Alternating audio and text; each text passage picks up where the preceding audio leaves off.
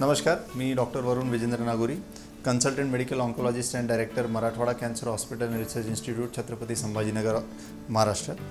आज आपण बोलूयात ब्रेस्ट कॅन्सर किंवा स्तनांच्या कर्करोगाबद्दल.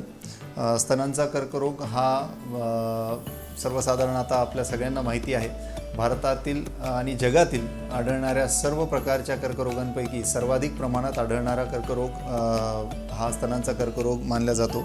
स्त्रियांमध्ये आढळणाऱ्या सर्व कॅन्सरपैकी हा सर्वाधिक प्रमाणात आढळणारा तर आहेच, परंतु ओव्हरऑल किंवा पूर्णतः आढळणाऱ्या कॅन्सर्समध्ये सुद्धा याचं प्रमाण सर्वाधिक आहे.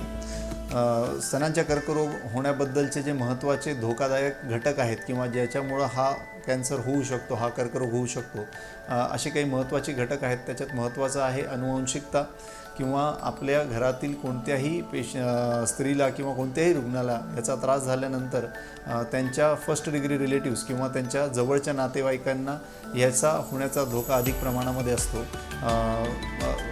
स्पेशली जर कमी वयामध्ये अथवा 50 ते 60 वर्ष वयापेक्षा कमी वयामध्ये जर एखाद्या स्त्रीला स्तनांच्या कर्करोगाची बाधा झाली असेल तर त्यांच्या रिलेटिव्सला किंवा नातेवाईकांना याचा धोका अधिक प्रमाणात असतो. मुलगी, बहीण, आई, आत्या, मावशी हे काही फर्स्ट डिग्री रिलेटिव्स असतात ज्यांना याचा धोका अधिक प्रमाणामध्ये होऊ शकतो.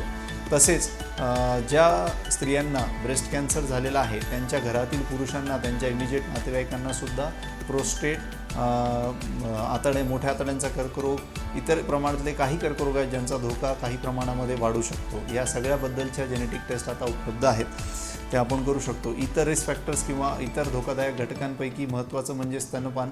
ज्या स्त्रियांनी जीवनामध्ये कधीही स्तनपान केलेलं नाही त्यांना कर्करोगाचा धोका अधिक प्रमाणामध्ये असतो, ब्रेस्ट कॅन्सरचा किंवा स्तनांच्या कर्करोगाचा. तसेच चाइल्ड बर्थ किंवा मूलबाळ न होणे हे सुद्धा एक धोकादायक बाब आहे. ज्या स्त्रियांना मूलबाळ झालेलं आहे आणि ज्यांनी स्तनपान केलेलं आहे त्यांना ब्रेस्ट कॅन्सर होण्याचा धोका कमी प्रमाणामध्ये आहे. हॉर्मोनल ट्रीटमेंट किंवा कुठल्याही प्रकारची ट्रीटमेंट हॉर्मोन्सशी संबंधित आपल्याला कुठल्या स्पेशलिस्ट किंवा डॉक्टरांच्या सल्ल्यानेच घ्यावी. अधिक प्रमाणामध्ये हॉर्मोनल ट्रीटमेंट घेतल्याने सुद्धा ब्रेस्ट कॅन्सरचा धोका उद्भवू शकतो. स्तनांच्या कर्करोगांच्या महत्त्वाच्या लक्षणांपैकी जे की आपल्याला वॉर्निंग देऊ शकतात किंवा जे ब्रेस्ट कॅन्सर संबंधित असू शकतात असे काही महत्त्वाची लक्षणे म्हणजे स्तनांच्या आकारात कुठलाही बदल होणे, एक स्तन दुसऱ्या स्तनापेक्षा छोटे किंवा मोठे वाटणे, निप्पलमधून डिस्चार्ज असणे किंवा ब्लिडिंग असणे, काखेमध्ये कुठल्याही प्रकारची गाठ असणे, स्तनावरच्या त्वचेच्या रंगामध्ये कुठल्याही प्रकारचा बदल होणे, तसेच कुठलीही एक गाठ स्तनामध्ये पर्टिक्युलरली कॉमनली जी कर्करोगासंबंधित गाठ असते ती हार्ड किंवा फर्म असते आणि ती युजली पेनलेस असते. अशा प्रकारची कुठलीही लक्षणे जी आपल्याला आढळली तरी ही कॉमन लक्षणे आहेत ब्रेस्ट कॅन्सर संबंधित किंवा स्तनांच्या कर्करोगाशी संबंधित. स्तनांच्या कर्करोगांच्या स्टेजेसबद्दल बोलायचं झालं तर 4 स्टेजेस आपण म्हणतो कुठल्याही प्रकारच्या कॅन्सरमध्ये. तसेच स्तनांच्या कर्करोगामध्ये 4 स्टेजेस आहेत, स्टेज 1, 2, 3 आणि 4. स्टेज 1, 2 आणि 3मध्ये स्तनांचा कर्करोग हा छातीशी संबंधित अथवा स्तनांशी संबंधित आणि काखेपर्यंतच मर्यादित असतो.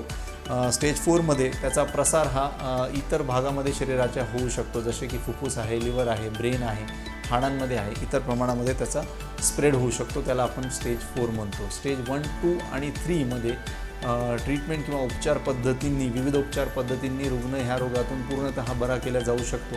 परंतु स्टेज 4मध्ये रुग्ण पूर्णतः रोगमुक्त करणे थोडं कठीण आहे किंवा त्याची शक्यता खूपच कमी आहे. म्हणून जितक्या लवकर स्टेजमध्ये किंवा अर्ली स्टेजमध्ये याचं निदान होईल तितकं त्याचं आउटकम किंवा बरं होण्याचं प्रमाण अधिक आहे. ट्रीटमेंट ऑप्शन्स किंवा उपचार पद्धतींची जर आपण संबंधित बोललो तर 3-4 प्रकारचे महत्त्वाच्या उपचार पद्धती आहेत. सर्वप्रथम सर्जरी किंवा ऑपरेशन किंवा शस्त्रक्रिया ज्याला म्हणतो, ज्याच्यामध्ये स्तनातील गाठ फक्त काढली जाते किंवा पूर्णतः स्तन काढावं लागतं आणि काखेमधल्या गाठी काढाव्या लागतात. अशा प्रकारच्या सर्जरीज याच्यामध्ये असतात. त्यानंतर किमोथेरपी किंवा इंजेक्शन्स जे दिले जातात ते ऑपरेशनच्या आधी किंवा नंतर कोणत्या स्टेजमध्ये निदान झालं आहे त्यावरून ठरतं की ऑपरेशनच्या आधी किंवा नंतर इंजेक्शन्स द्यायचे आहेत.